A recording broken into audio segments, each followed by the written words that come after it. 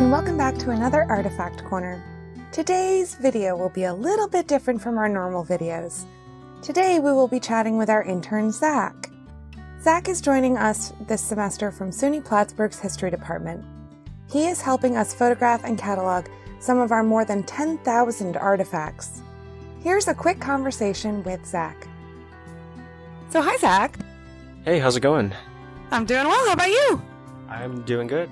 Okay, so let's start out with, can you tell us a little bit about yourself? Yeah, so again, my name is Zach, and I'm originally from Washington State. I moved to New York State a few years ago, and I've been interning at the Kindlord Museum for the past 2.5 months. Excellent. And what drew you to history? Why is history fascinating to you? I've always had an interest in history. It started as a child. I found a globe from around post-World War II. I think it was the 1950s or the 1960s. Russia, of course, was the USSR, and Africa was different as well. I remember seeing most of West Africa labeled as French West Africa. I had my own world map I got for Christmas 1 year prior, I think, and I would compare the differences in the maps and ask my parents about what happened between then and now. That's awesome. I love it. And what made you interested in interning here at KDHM? Yeah, so when I moved to Plattsburgh, I became interested in the local history. There's a lot of it here. Of course, you have the Battle of Plattsburgh from the War of 1812, and I liked the museum's location on Lake Champlain. Lake Champlain being a historically important geographical location in North America. And then just learning about the house, of it being passed down from generation to generation. And what have you learned thus far in interning with us? This house was used as a British garrison in the War of 1812. Which we have some artifacts here for as well, which is cool. I also found interesting the story of how Henry Delord arrived to Plattsburgh. He was in St. Lucia, and there was war between the British and French. When the British took St. Lucia, they exiled Henry Delord to New York. And he then slowly made his way up here.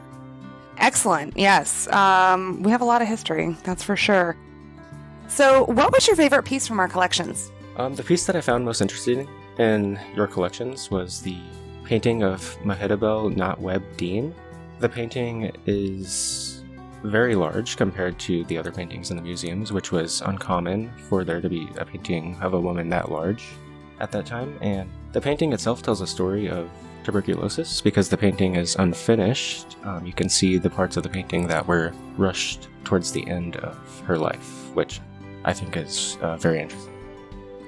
Yeah, it's absolutely one of my favorite pieces in the museum as well. And we all kind of jokingly and not jokingly say that if the house ever were to catch on fire, everyone run and get the painting of Mehetabel out of here because it is just so unique. I could not agree more. One of my favorite pieces as well. And what are you hoping to do after graduation?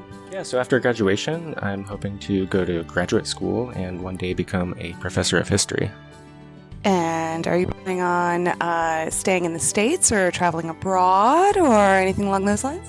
Whatever opportunity comes my way, I'm pretty open for going abroad or staying in the States. Yeah, it just depends on what opportunity I find most appealing.